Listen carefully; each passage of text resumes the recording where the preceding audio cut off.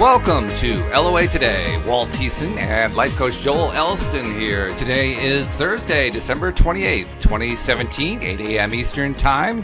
Another daily dose of happy for you. And Joel, it's been a happy holiday season. We're actually approaching the end of it with the upcoming New Year's holiday.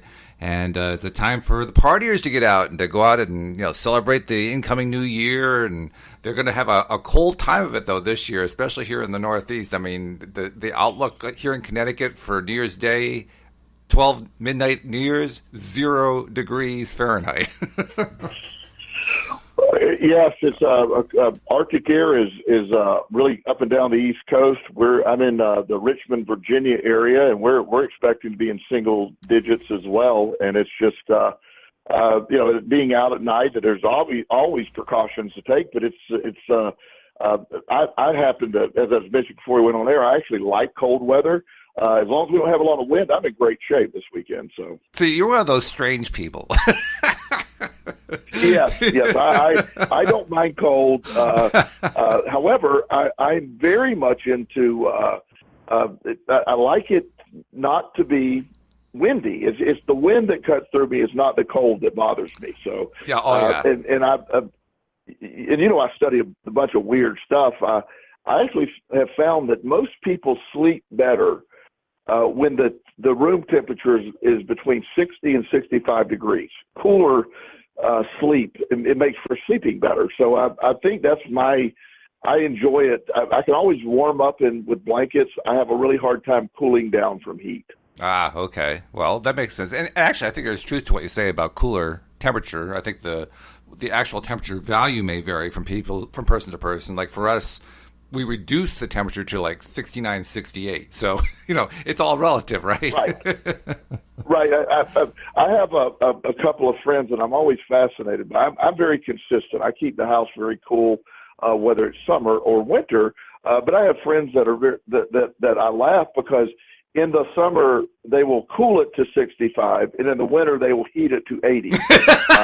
And I laugh at the inconsistency of it. I love that. That's funny.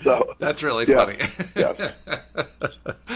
But it's true. And, hey, people are different, and that's just the way it is. People just have different bodies. They have different ability to handle heat, different ability to dissipate heat, and as a result, they have different preferences, which is what makes the world go around. So, hey, why not? Exactly. And sort of as in that same point, people have sort of getting on our topic today, that people have different tolerances or they respond to things differently. And I know this time of year,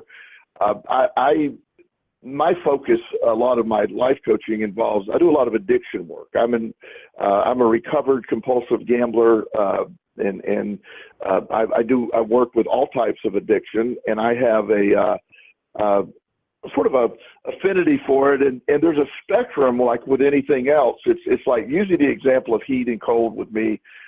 There are people that I know people that can go have 3 or 4 drinks in an evening, and they're going to be fine.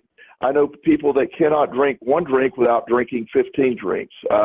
99% of the population can fly out to Las Vegas and take $500 and win, lose, or draw, have a great time, see some shows, and come home. I don't do that. I don't have the ability to stop. I haven't tested that theory for over 20 years, nor do I plan on it. Probably a good idea. At least when I was... Beg your pardon? But probably a good idea not to test that one. Exactly. So, the idea that, this time of year, people that have full-blown identified addictions, especially early in recovery, this is one of the most difficult times of year. I have several of my clients that have this internal battle. They want to go to a New Year's Eve party. They desperately want to go to a New Year's Eve party, but they also don't want to be identified as not drinking. And they make a much bigger, this is for most recovering alcoholics, this is one of the worst times of year because of this internal battle. You'll often be at parties where you'll see someone who has a problem with drinking that will have, they still need to get like a glass with, they'll get tonic water and lime. So it looks like they're drinking. Right, it's very important that they have the image kept up. And I laugh. I don't laugh at them, but I laugh at the concept of someone feeling the pressure enough to have to walk around with the prop to look like they're drinking alcohol. And I've had many occasions, and I am not an alcoholic. However, I do not drink. I choose not to drink for a variety of reasons. First of all, the field that I'm in, I actually happen to think being mood altered actually blocks me from the law of attraction in a lot of ways. And so I will go to, particularly when I go to college football games. This happened last year. I was at a Florida Gator game, and I ran into some friends that were tailgating. And when I walked up, someone said, "Hey, Joel, would you like a beer?" And I said, "No, thank you." And a few minutes later, somebody came over and handed me a beer. "Would you like a beer?" After about the fifth time of being offered a beer, I said, "Do you have any water? I would like a bottle of water." Not because I necessarily needed the water, but I wanted something in my hand, so they would quit asking me about having a beer. I hear you. Yeah. So people that have, if you look at addiction as a spectrum, as having zero issues with substances or any type thing, to a 10 where your life is entirely debilitated by addiction, there's a spectrum that takes place. And most people at some point in their life have been up and down that spectrum a little bit. I would say the average person when they're younger, probably, using 0 to 4 as no problem with addiction to I've used drugs or alcohol problematically, and then they learn and then they go back. But there are those few percentages of people that go up that scale and it becomes debilitating. And this time of year, learning or at least accepting where you're at in this process is very important. And how do we apply the law of attraction? How does the law of attraction work with substance abuse? My original mentor in the law of attraction, her name is Dee Yo. She has passed away, but what an incredible lady. She's just a great practitioner of the law of attraction.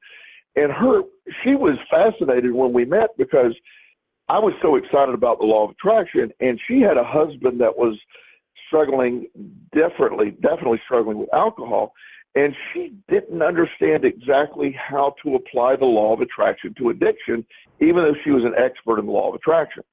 And it was through our conversations that I sort of came up with an idea of sort of how to apply that. But addiction is a touchy subject with the law of attraction because by ignoring it or automatically saying, "I don't have an addiction," that doesn't necessarily work for a lot of people. So we want to be literally clear when we're talking about if you have a full-blown addiction and you have not been able to stop drugs or alcohol, there's no gray area for you. You just don't partake. Mm-hmm. But there are those people that have this area that I think that need to look at it. And it's certainly an intriguing idea that when you can use, what do you want to focus on? As I mentioned, I don't drink alcohol because being mood altered to me actually sort of disconnects me from the law of attraction. I have the tendency when I'm mood altered to have negative thoughts or reminisce about negative things or get drawn back into familiar patterns with negativity.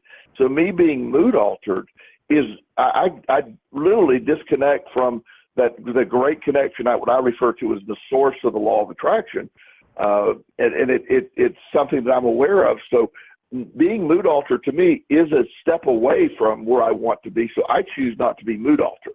It's an interesting point because, partying, the idea of partying, that sounds like fun. It sounds like, okay, that gets you into the higher realms of emotional feeling and so forth, which is what you need to do in order to attract what you want to attract into your life deliberately. If you're doing deliberate creation, if you're just doing default creation, doesn't make any difference. You can do what you want because then you'll just attract everything, right, including the stuff that you don't want. But if you want to do deliberate creation, you want to be in that positive zone. And that's what the promise of partying is. That's what the promise of social drinking is. And, everybody has a couple drinks and the mood gets lighter and the ice gets broken and people start chatting and smiling and all that kind of stuff. And that's the very popular image of partying, I would say. I myself have not partaken since my early 20s, and I was pretty heavily into it. I was drinker and drugger and just about everything you can imagine. And I got to the point where I just didn't want to do it anymore because I didn't like the way I felt, not just during, but afterward. And it wasn't until I got off it for a while that I realized I was actually missing out on some stuff. But while I was doing it, I thought I was doing it because it was fun, because it was enjoyable, because it was social, because I could have, a better time with people and so forth. It wasn't until I got away from it that I realized there were some things that were not so true about that. That myth just wasn't quite adding up. So that's what raises the question, can you use social drinking and so forth to get yourself into a positive frame of mind to attract what you want? For instance, like you said, a lot of the conversation in parties tends to get really negative. And it's usually about the popular negative stuff, right? What's going on in the news, what's going on in politics, what's going on in entertainment. The latest song about the girl who got abused or the boy who got dumped or whatever. I mean, it's just an endless litany of popular stuff that has large themes of negativity. That's what gets talked about in parties. I mean, what are you going to talk about in the party? You don't hear a lot of talk in party situations like that about how cute your cat is. I mean, you might get some of that, but there's not a whole lot of it. It's more of the other stuff. And that raises the question, if you're partying on that, then are you really feeling good by focusing on the negatives? You've nailed a very important point in this concept. I'll try to be succinct. And most people that have a really difficult time understanding the concept of compulsive gambling, but I'll use my addiction as a sort of a reference. If I were to gamble right now, how that affect, everybody's like, well, you could use the law of attraction to win the lottery. Well, for me, gambling has been such a negative in my life. If I were to go gamble now, I would be suggesting that I didn't believe that the law of attraction could fulfill my needs. I wouldn't believe that. So to me, it's a negative. I would then be in a desperate state, which then would attract more desperate measures needed, and that would become debilitating for me. Does that make sense? Yeah. It's sort of that idea that me gambling is a desperate state. I've lived in that, so I can't adjust that state. So I don't gamble. I have an abundance without gambling.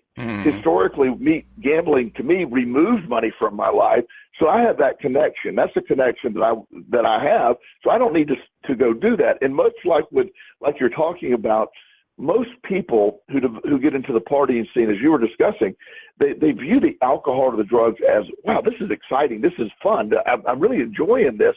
But the truth is, they're artificially raising their mood. It's not really, alcohol is actually a depressant. Which is really strange. Impaired judgment, which makes you feel like you're having more fun. But usually the come down or the other side of that, even people that don't have an alcohol problem, when you talk about being hungover, you certainly aren't attracting positive things as you lay in bed January 1st, right? Moaning about what happened last night, trying to remember what happened. That's an important thing to remember, that you are actually going away. The law of attraction sort of depends on that subconscious emotion to be in tune, not some artificially inflated emotion. When you artificially inflate that emotion, you sort of lose control over the direction, like you're talking about. I have a great story a long time ago. It was New Year's Day, and it's probably been 10 years ago, and I stopped over at a friend of my son. His buddy was about the same age, and we stopped over, and in the living room, the mom was there, and there was two of her buddies there, and then another, I guess, her boyfriend. They were all in this room, and they all were just clearly bloodshot eyes and hungover. And so I walked in, and she looked at me, and she said, "Why is it that every year I put on this party and everybody ends up getting in fights and everybody's sleeping with everybody, and then New Year's Day I said, "Are you asking me to answer the question, or are you just rhetorically asking the question?" I'll be glad to answer it.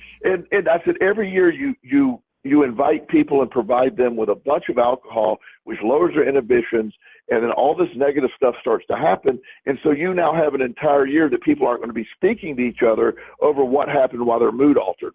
And this one did this, and this one did this. And That particular evening, the father-in-law slept with the daughter-in-law, and they don't remember. Neither one claimed to remember it. And I'm going, it's probably best not to bring alcohol into the equation in this situation, because it created that negative environment.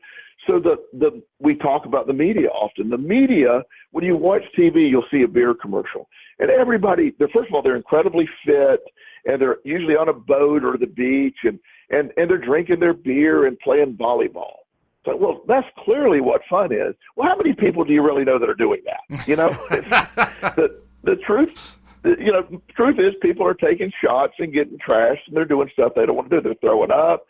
And so that when you understand, at least when I look at this, Walt, and I do have a bias, not in a negative way, but I am very hyper aware of addiction. I see addiction because I do it for a living. I do this work for a living, so I tend to see addictive behavior in most patterns. Oh, sure, yeah. So partying, how do you do it safely? It is understanding that anything, whether it's drugs, alcohol, or money, or anything that distracts you from the feeling of abundance or being, I'm in control of my emotions. I'm in control of my thought patterns. I did a post on Facebook today. Be aware of what your inner dialogue is. There's nothing more important than what you tell yourself every day. And when I'm mood altered, that dialogue changes, and I don't have control over my inner dialogue. And that then creates a lot of negative in my life. That's a really important point, because and I like the term mood altered, what other people would say is high or feeling good or whatever.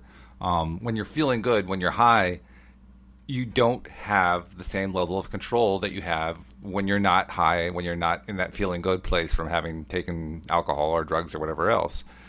And that control is everything. You have to have that control if you want to be able to focus. So it becomes critically important to look at, well, how long are you able to stay in the positive zone when you're partying? Because it's not enough just to do it. You made a great point on this. It's not enough to just do it when you're at the party. You need to continue it after the party, well after the party. Right. You need to stay in that consistent place. Otherwise, you contradict yourself and you end up not getting whatever it is you're trying to attract. So it's really critically important to not just be feeling good during the party, but afterward. How do you do that? Well, and that's the important thing, because if you look at the chemical actions in the brain, let's take smoking a joint. For most people, it's no big deal. It doesn't matter. You smoke a joint, you get high, you do that. However, there are brain alterations temporarily that take place when you hit a joint. There's brain chemicals that flood the brain. That gives you that euphoria high feeling. Well, the body has regulators for about everything, including brain chemicals. So when it senses that, boy, this feels great. However, we probably have too much of this incredible endorphin brain chemical right now. So let's just cut our own production of that down. So the next day you wake up, and then you might be, because the brain has to readjust or find its balance and start producing its chemical again. And that's just one example. That is even more pronounced with like heroin and some of the stronger drugs. Meth is a great example of how it can literally deplete the brain of certain chemicals, and you can have a week or two period of just feeling exceptionally down. That's the drive to use more. That's where it comes back when you want to use more. And so, how does a social partier do it? And that becomes the $1 million question for a certain percentage of the population. Number one, what is important? Is it more important? How do you want to feel? The ultimate high is to be there are days when I'm done working out that I feel incredibly high in a very positive way.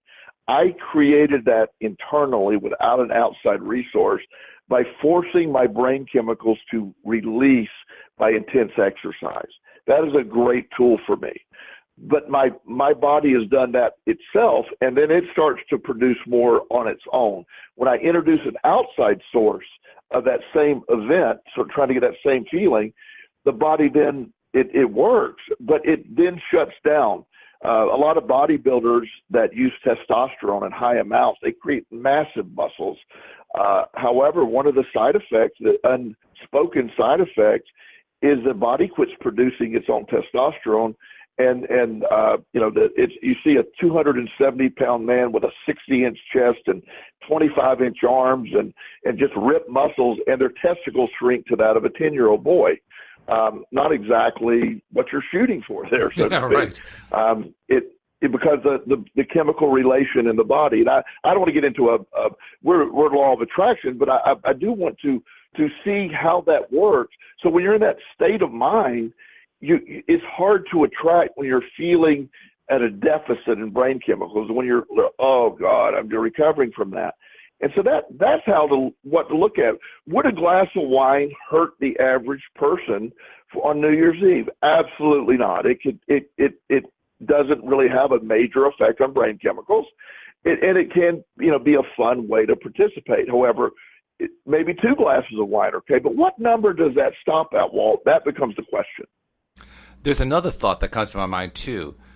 What would happen? This is kind of an experiment of mind, so to speak. Okay, the idea, the goal behind drinking or drugging or whatever to achieve that mind-altered state and feel good and party and be social and let the barriers down and so forth.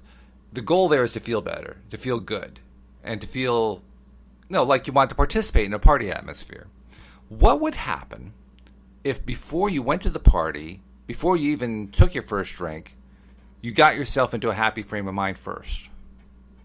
What would happen? Right. That's a good question. I mean, I think again it would depend on the person's relationship to alcohol or drugs at that point. Here's sort of the reverse side of that. Take an alcoholic who's early in recovery.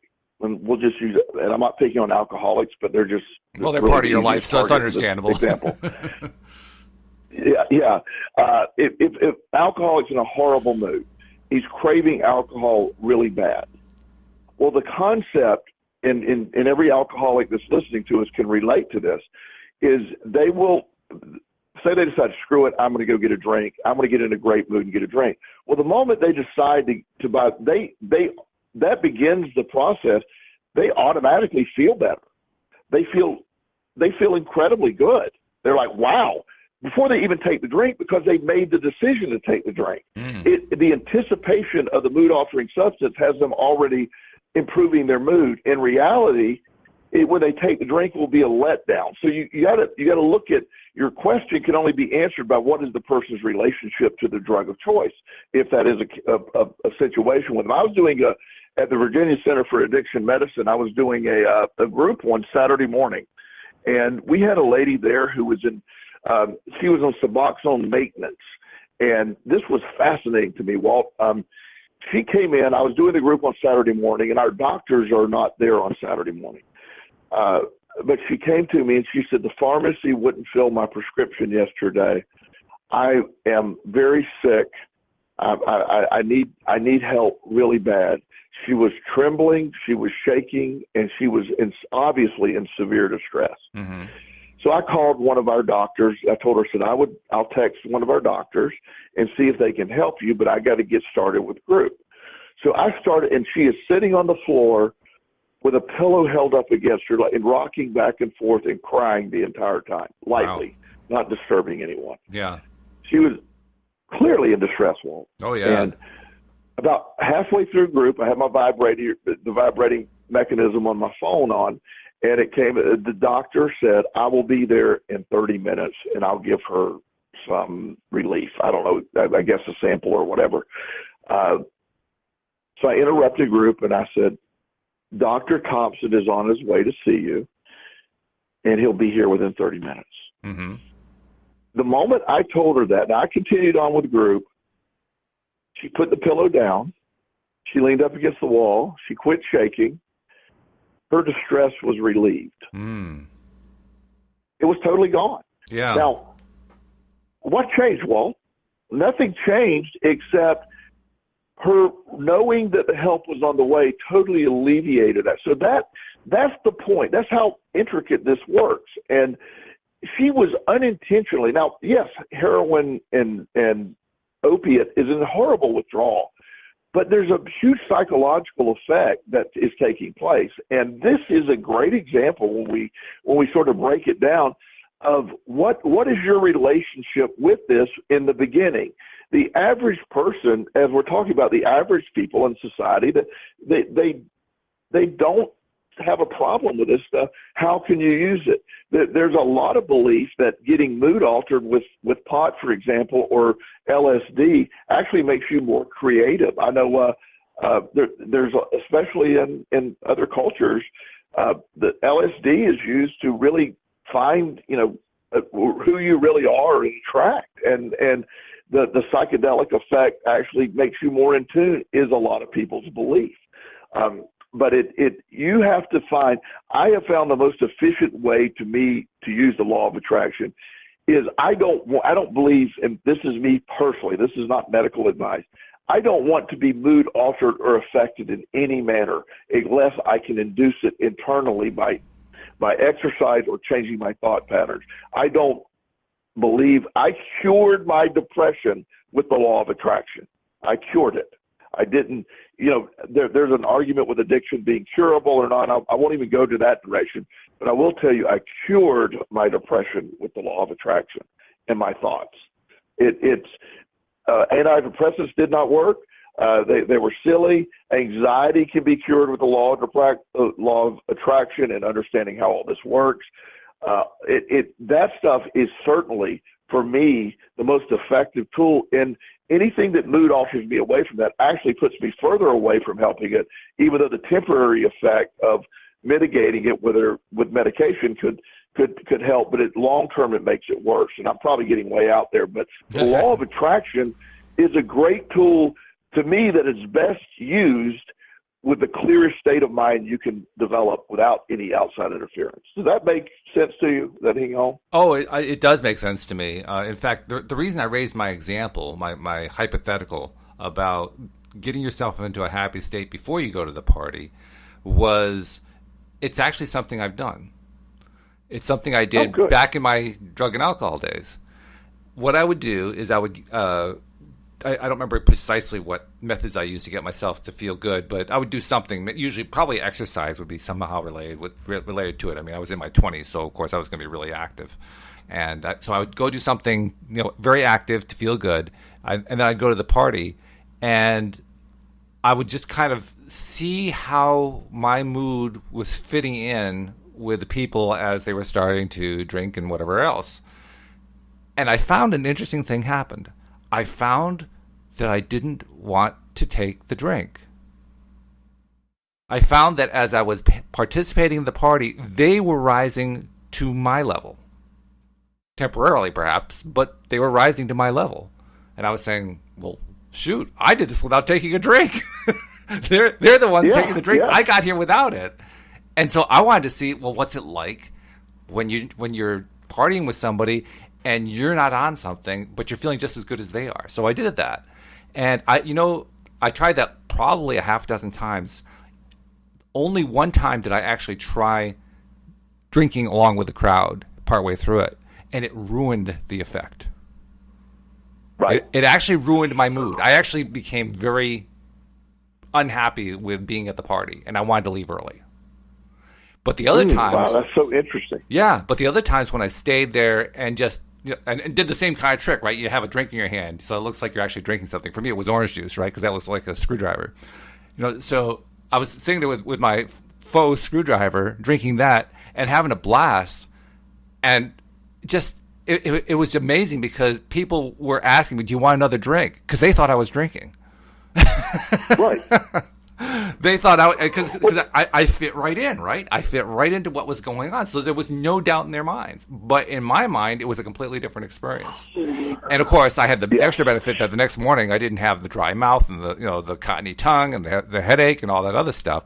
So I got to have all the benefits of the party without having any of the drawbacks. And I can't say that turned me around right away. It's not like I actually, decided, well, okay, I'm going to give up drugs and alcohol because of this experiment. It took a little bit longer than that. But it set me on the road. Right. It set me on the road and got me to the point where I said, I don't think this is actually helping me. I think I'm better off if I go to a party without drinking, without drugging. Well, when you get to that point, and I have, I was at a person's party that a doctor friend of mine had a party and he invited me, and I am generally not because of alcohol, and particularly when around doctors, they tend to be hard drinkers. As a lot of times, it's hard to believe that sometimes. Really ironic, yeah. And so he invited me, and he really talked me into coming, and so it was a dinner party and then cocktail hour, and then there's this gentleman who had written a book, and we were all supposed to hear him give a speech about the book. So we're sitting around the table, and of course I'm the one drinking water, and everybody else starts with the wine. But we start talking about the concepts of law of attraction, positive psychology, and even the deeper stuff, quantum thinking, where you're attracting stuff, and sort of how you and I have discussed in the past, how science is sort of circling back to the law of attraction and what we attract. I mean, there's a lot of scientific stuff in play long before the law of attraction came about, long before that ever even was known. Sure. And so as we were discussing this, it became they were really into the process. And so the guy that wrote the book started asking me a bunch of questions. Well, one of the things that happened, and it was noticed, was after dinner, he's talking, and then he actually invites me to, his book was loosely on the same subject, but we start talking about the placebo effect of healing, and the real healing takes place internally. The mechanisms often are used, or actually just helping the placebo effect. And at the end of the evening, my friend who originally invited me had bought, I forget how many, but several bottles. And I don't want to exaggerate, but probably 25 bottles of really expensive wine. Whoa. And he said, there was only one bottle of wine drank tonight. Ooh. And that was, and we were like, wow. And most people leaving the party said, well, this is one of the best parties I've ever been to. and it was interesting, and nobody was really identifying until over the next day. I received probably 5 emails. And now these are doctors taking the time, or their wives taking the time to, first of all, thank me for being at the party. And in their own way, were saying it was a great party, and we did so without drinking or being mood altered. And we left feeling more up than we normally do. And this one lady in particular said, I hate parties with my husband because he always has too much wine, and he's a smart ass. And she goes on and on about all the negatives that develop in his personality with alcohol. She said, we had the best time, and we talked on the way home. We need to have more parties like that. Ooh, very nice. Yeah. And so the idea that what you're fueling there is people, not the outliers that we're talking about here, who have the extreme stuff. But you're not going to. You got to get in a mindset of. Hopefully, you get to a mindset of not partaking. But people that are going to a party with the idea of raise that vibration and see if you even want to drink. Because if I'm vibrating and that term I use, vibrating, when I'm really in tune with all this. Right. The thought of me drinking alcohol is even more disgusting, because it would distract me from that feeling, which is a level that I never want. If I could live in that vibrating feeling where I feel I'm so in tune and almost like I'm living in my own matrix and it's all there, if I could live in that all the time, I would. And mood altered is literally the opposite of that feeling for me. Yeah. Yeah, I know exactly what you mean. That's the experience that I had when I was doing those experiments in my early 20s. And the thing that I really learned from it is that parties are actually better when I don't alter my mood, when I don't take something. Parties are actually more enjoyable, provided, and this is the big proviso, provided that I go into it before I get to the party in a good frame of mind. If I go to that party in a bad frame of mind, doesn't matter whether I drink or not, I guarantee you it's going to turn into some argument about some nasty subject, and by the end of the evening, I'm done. I don't want to have anything to do with those people ever again. That's the feeling that I walk away with, and it's just miserable, and it just carries over for the next few days. But if you go into it with that positive frame of mind, and you bring that to the party, and presuming there's at least 1 or 2 other people there who are open to it, and there almost always are, the conversation tends to go in positive channels. And when it goes in positive channels, that's where you get what you had at that party with the book presenter, where everybody is into this really intense, fun stuff. Like, oh, wow, we're talking about this great, great stuff. And they leave the party at the end saying, whoa, that's the best party I've been at in years. And it had nothing to do with drinking. Nothing at all to do with drinking.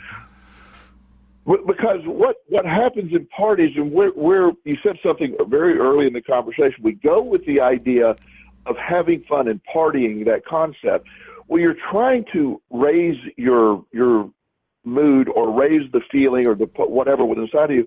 And when you go in with that artificial ingredient, it's like you don't know which way it's going to manifest. My grandfather was a severe, off the chart alcoholic. He committed suicide. He was just an evil man when he was drinking. And I loved him, but he was an evil man when he was drinking. And so for him, alcohol, there was just zero area for him to start drinking. He could not have a beer without it just going off the deep end. Yeah. And so I kept wondering as a child, why is he doing this? What is it behind that? I later got all the answers, and they're irrelevant for this conversation. But his mood was so depressed and so low. The illusion that this was going to raise his vibration had long left anything. He didn't do it. He did it not to feel. He did it to a point that I don't want to feel the emotion of my life. I want to get away from it. And he did not have the ability to deal with emotion on any level. And so anytime any emotional stuff took place, he needed to drink and get away from that. Good emotion, bad emotion, it didn't matter. He just didn't deal with emotion. Yeah. And so the idea for partying is in a world where, I was on going to I go to a lot of these talks and stuff, and I heard another person talking about alcohol or substance abuse and the law of attraction and stuff like that. Another guy was talking. He got away from his drugs and alcohol because he came up with the concept, and he made the same discovery you're talking about. Same discovery I did. He said he had a lot of social anxiety when he would go to a party. And alcohol was a social lubricant for him that allowed him the illusion that he was fitting in and feeling better. And he said, he realized that, very smart man, he realized, why do I need that? How do I get that the other way? So he would exercise right before he would go to a party. He would watch, as you often use, humor. He'll listen to fun, motivational speaker. He'll listen and then walk in the party in the right mindset and immediately find somebody engage that one person. And then once he starts raising his vibration with another person, then the need to drink went away. And he actually said, and then he rewarded himself when he left the party. I can drive home. I don't need to take a cab or an Uber. I can drive home. I'm going to get up tomorrow, feel great, be able to work out, not have to recover all day and worry about hangover cures and all that silliness. And he realized, wow, this is what I'm attracting. So what you're seeking when you go to party is something, that's the question to ask yourself. And just when you're going to feel good, if you can go in feeling good, see how much you need of that stuff to move forward. And I think that's sort of the experiment with this, the new year a few days away. How can you use that same technique to get you feeling how you need to be feeling without the need for all this excess stuff? I'm also reminded from my partying days that there were always people at the party, and these fell into that majority category you talked about, where the people who aren't really affected one way or another by substances. And they're the ones who would be at the party and they'd get a drink or two into themselves, and they would just be the really pleasant, mellow people. You know the ones I'm talking about? Yes. Everything that came out of their mouths was pleasant and happy and just very light and so forth. A funny thing happened when I did my experiment, when I did the thing where I would get myself into a good mood, go to the party, and not, instead of drinking, just get engaged in positive conversations and so forth. I found that the mellow people were really dull because they had nothing to say. They had nothing at all to say. They were very pleasant. If they said anything, it was always, like, oh, that's nice, that kind of thing. But they could never contribute anything to the conversation. I thought, wow, why didn't I notice that when I was partying? When I was partying with alcohol, I should say. Exactly. And that's the piece that when you see that connection that you're talking about, the idea that we are in a position mentally as we do this, when we go to parties, and you get to see the room in the true perspective.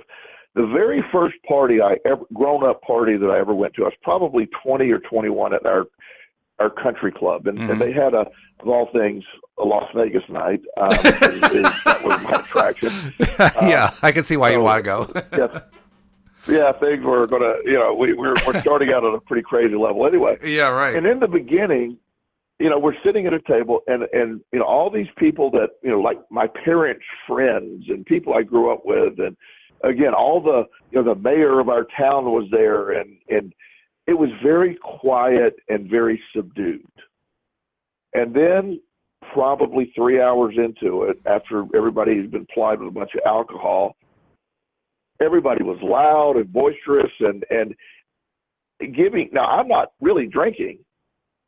And giving the view from somebody who is sober looking at that, I'm going, did it require that much alcohol for them to have fun? And then tomorrow morning they're going to take the mask that, they think they're taking the mask off at night, and they're going to put the mask back on tomorrow and live very subdued professional life. And it was just such a swing to see, the mayor of our town, dancing on a table with a lampshade on his head. I'm using a Did he really? example. Yeah, and then the very next day he's going to, or 2 days later, he's going to be heading the city council meeting, talking about sewer development or something. It's like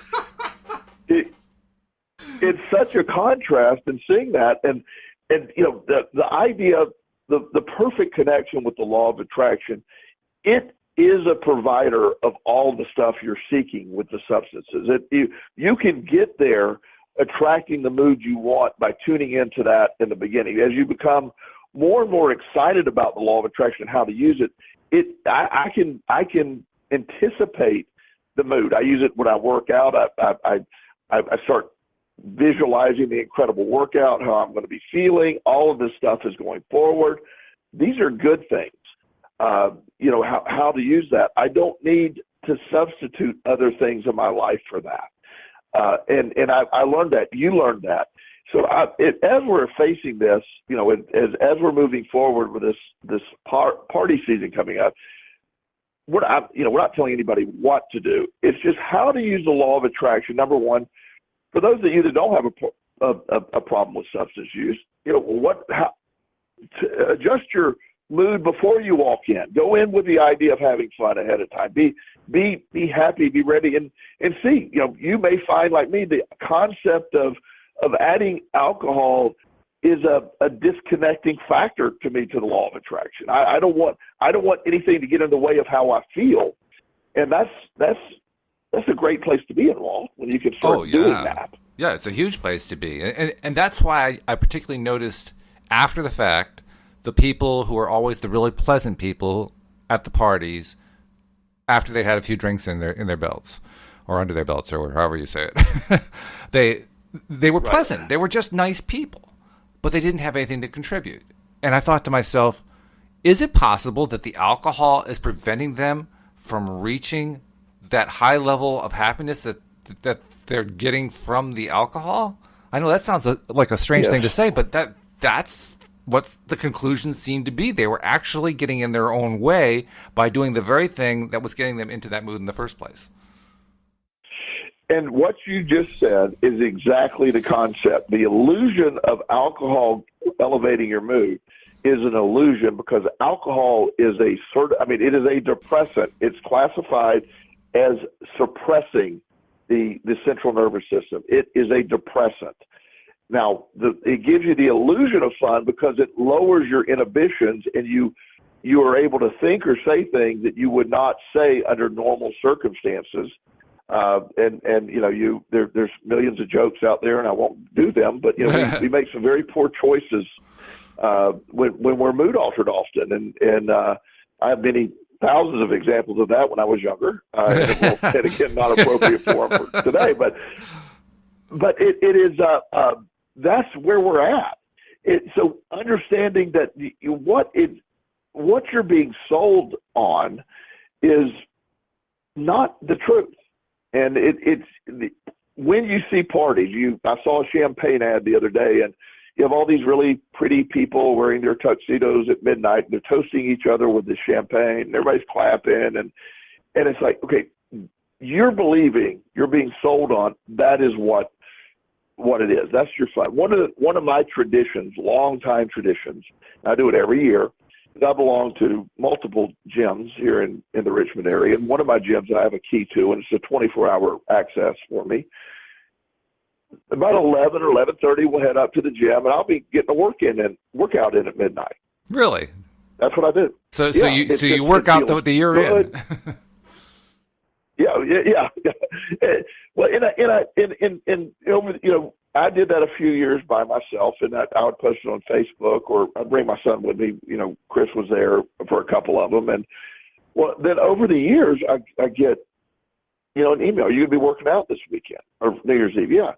Last New Year's, I had 5 people working out with me. We had a really good time. We had the TV on when the ball dropped. We shook each other's hand. Happy New Year.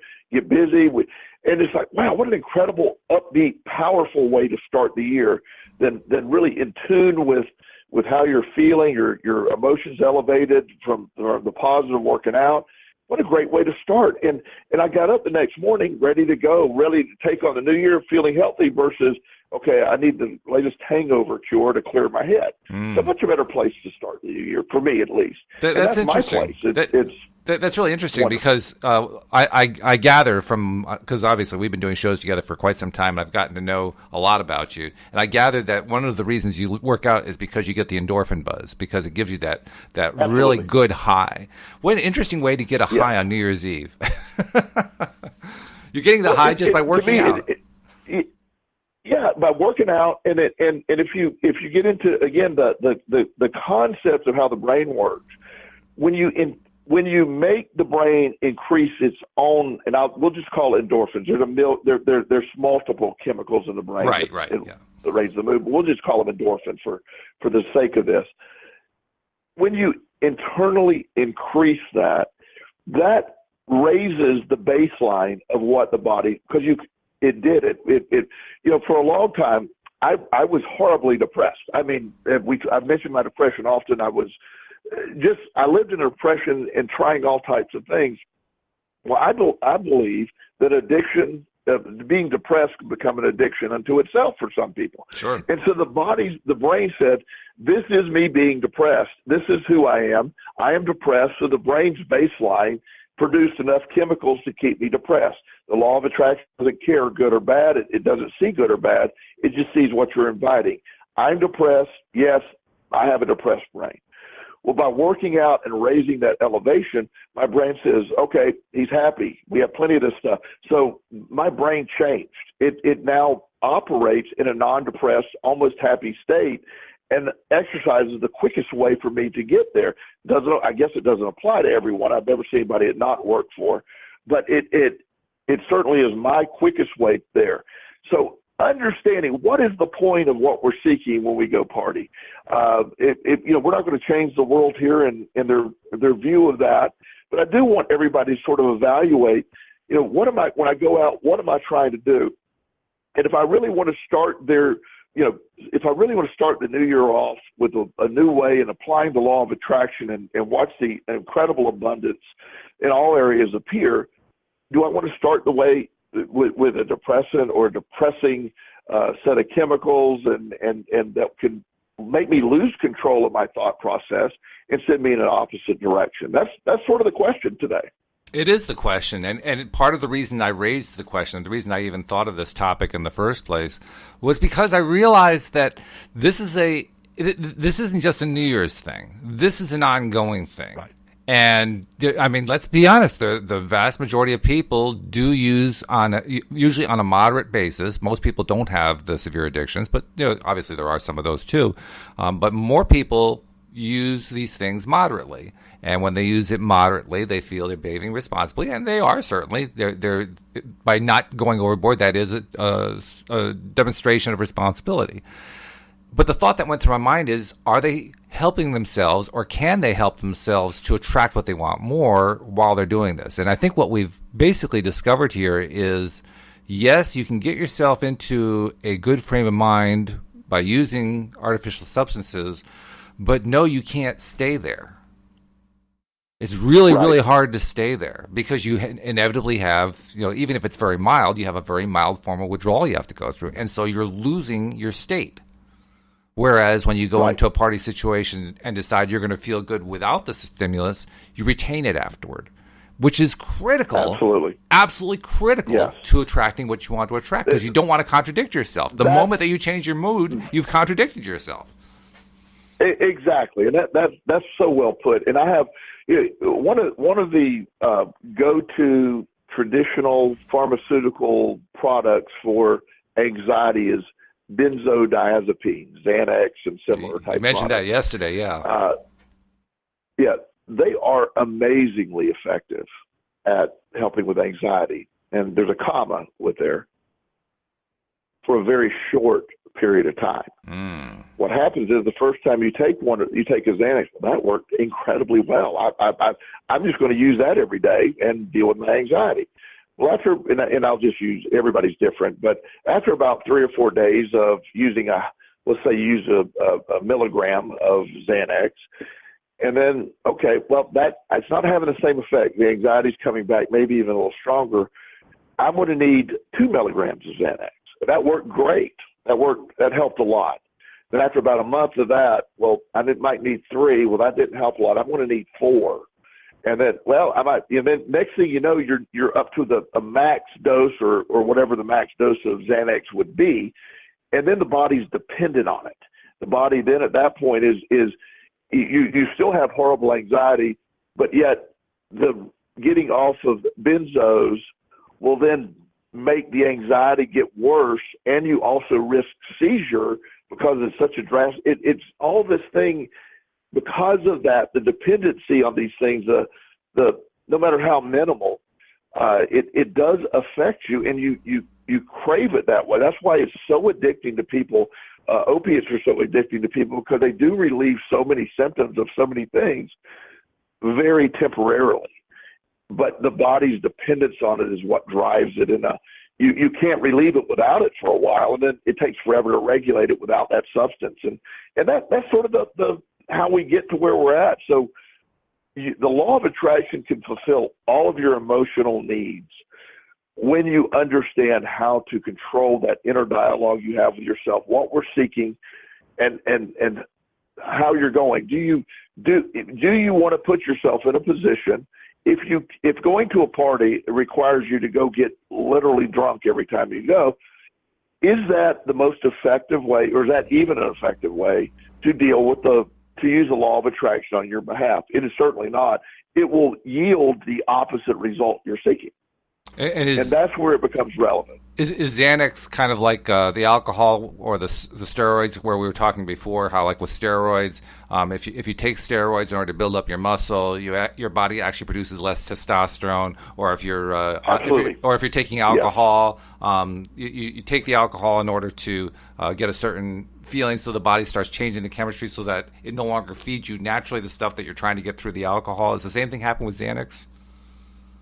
Exactly, yes. I have one of the interesting things that you'll often hear, and again, I don't want to be Mr. Addiction Counselor here, is I internally will laugh when I'll meet somebody. I heard a guy the other day, he's at Walmart, and he was in front of me, and I was really nice guy, and we were waiting in line, and we were talking about something, and he says, I got a meeting to go to.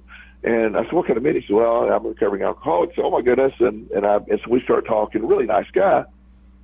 And he said, somehow he mentioned, I got to pick up my prescription. And I said, okay. And he said, yeah, I'm on Xanax for my anxiety. And he said, but I've effectively stopped alcohol. And now everybody's got to do what everybody's got to do for their own thing.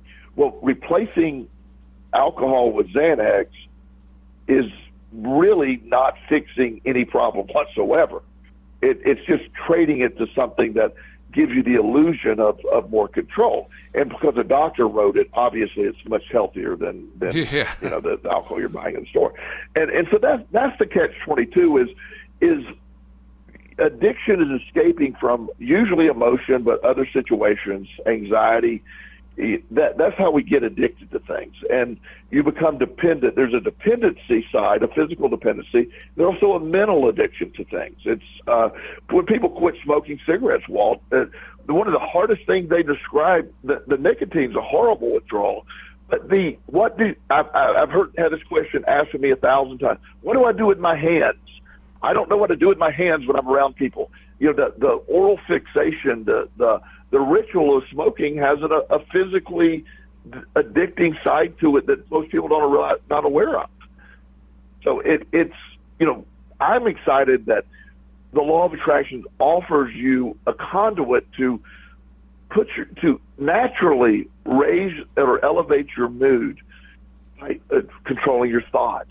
That's the miracle here to me. That's the exciting piece to me. Sure, because if you're able to control your own thoughts, that's really what we're concluding from this discussion about the role of substances in partying. When you're controlling your own thoughts and using your thoughts as a way to get yourself into that elevated mood, well, first of all, you're not introducing all those substances into your body. And even if individually we don't know, we aren't scientists enough to know, okay, this is what this is doing and that's what that's doing. We know on some level it can't be really good for us to do it. We're hoping that by moderating it, we're minimizing any kind of damage, so it's not going to be any really big damage. But the point is we know that we're still kind of, rolling the dice a little tiny bit.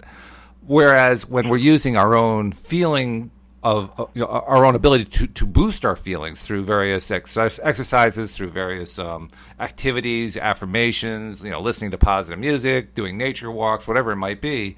When we're doing those things to get ourselves into an elevated mood and then going to a party after that, then it's an entirely different experience. And it's an experience that not only lasts, but it actually plays into the entire thing that we're doing throughout the rest of our lives when we're trying to apply the law of attraction, which is to get ourselves into that positive state and to stay there as much as we can. Because we know when we stay there as much as we can, that's when all the good things start to happen. And sure enough, they do. Absolutely.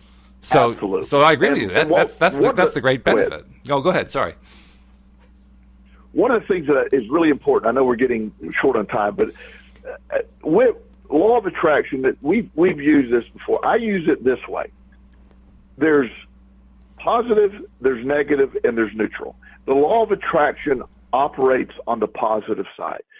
Anything I'm adding that there is no neutral for me. Neutral is, and I know neutral is a better place than negative, and we've talked about that concept. But living in a place where I don't need to rely on any other human, any other substance, any other thing on the in my world except me and my internal thoughts, I can instantly become happy today. The law of attraction doesn't require 10 years to work or 10 months to work or 10 hours to work. You instantly can be happy today if you choose to be happy. And does adding a substance of any type in that arena doesn't make sense if you have the power to do it without adding it? Because, again, you could argue, well, I don't know, people say, well, pots can be healthy, or this can be healthy, or a glass of wine can be healthy. I have no problem with any of that stuff. But why are you doing it? It's like anything else. What is the point of it? We could spend an hour on what chocolate does to me. I love chocolate, and this Christmas season I've really loved it a lot. And probably you need to get through that. But it's been, Walt, we need people to understand. You can subscribe to our podcast. We do this every day, 2 times a day. Not me and you, but we have other hosts as well. The LOA Today is growing, and how do we subscribe? Well, you subscribe by going to loatoday.net. On your iPhone, you do it by going to the iTunes Store or to your podcast software. Either one, search on LOA Today. And on your Android phone, same thing, just go to Google Play and search on LOA Today. And Joel, this has been a great show. Thanks for doing it with me. It's been a pleasure as usual. I look forward to next week, and everybody, let's have a great new year, and let's use this law of attraction to turn everything around. And we'll see you next time here on LOA Today. Goodbye, everybody.